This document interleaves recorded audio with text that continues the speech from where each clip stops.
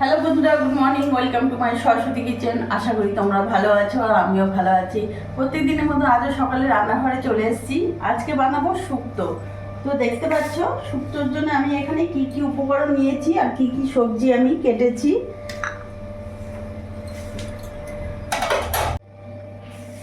আমি তেল দিয়ে দিয়েছি, রিফাইন অয়েল গরম হয়ে গেছে। এবার বড়িগুলো ভেজে নেবো।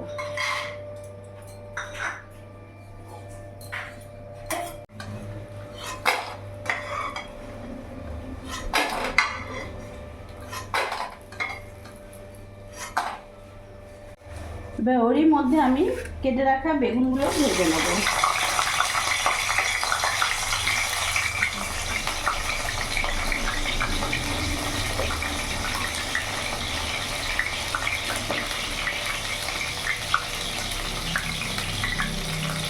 সামান্য লবণ আর হলুদ দিয়ে দিলাম।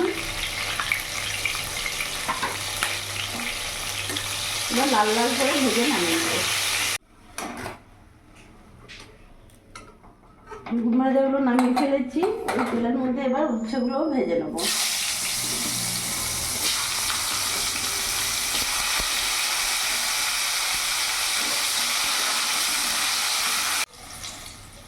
উচ্ছেগুলো লাল করে ভেজে নিয়েছি। এবার এরই মধ্যে আমি নামিয়ে ফেলবো।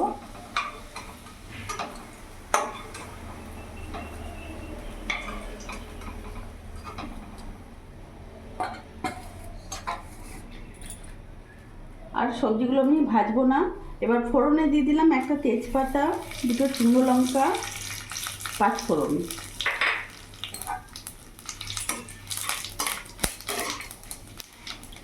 ফোড়নটা ভাজা হয়ে গেছে। এরই মধ্যে আমি কেটে রাখা সবজিগুলো দিয়ে দেবো।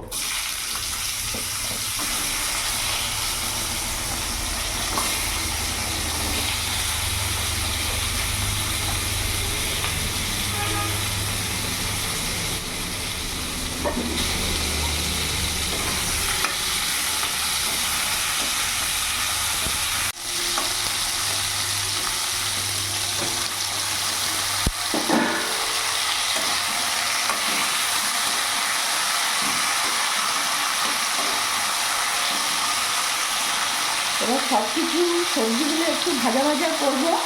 ততক্ষণে এখানে একটা আমি মশলা করে নেব। এখানে কালো সর্ষে নিয়েছি 1 চামচ, সাদা সর্ষে আর কাঁচা লঙ্কা নিয়েছি 4টে, আর পোস্ত নিয়েছি 1 চামচ।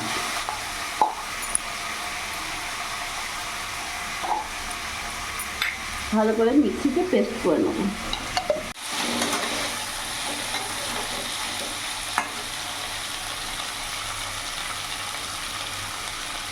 এবার এর মধ্যে আমি লবণ দিয়ে দিলাম 1.5 চামচের মতো,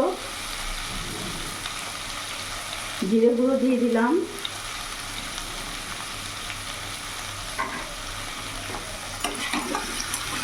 ভালো করে নাড়াচাড়া করে নেব। কিছুক্ষণ ভাজা ভাজা করে নিয়েছি। এবার বেটে রাখা সর্ষে পোস্তটা দিয়ে দেবো।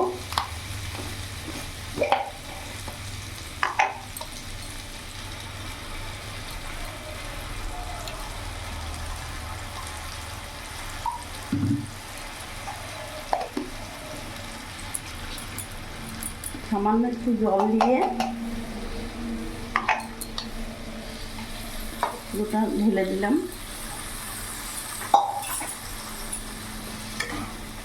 এবার ভালো করে মিশিয়ে নেব। এখন ঢাকা দিয়ে দেবো।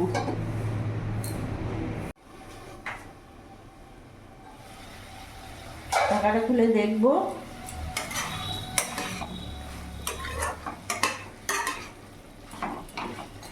এবার ভেজে রাখা উচ্ছে বেগুনগুলো পুরোটা দিয়ে দেবো।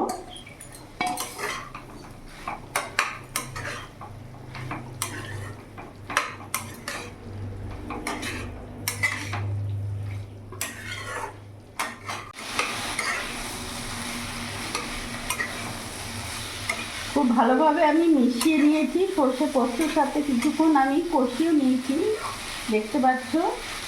এবার এর মধ্যে আমি কোনো রকম জল অ্যাড করব না, 1 বাটি আমি দুধ দিয়ে দিলাম।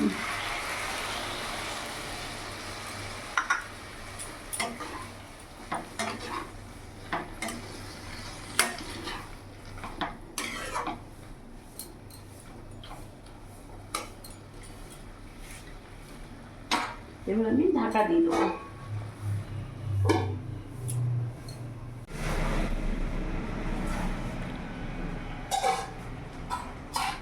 আমি এবার ঢাকাটা খুলে দেখলাম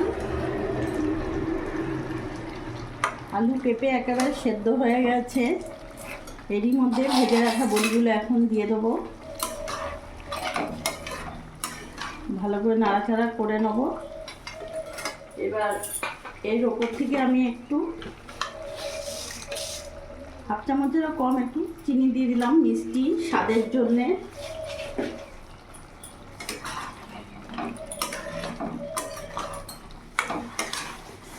শুক্তো একেবারে রেডি হয়ে গেছে।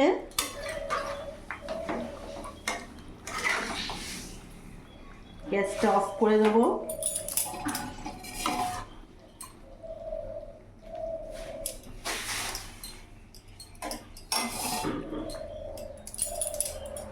এবার নামিয়ে ফেলবো।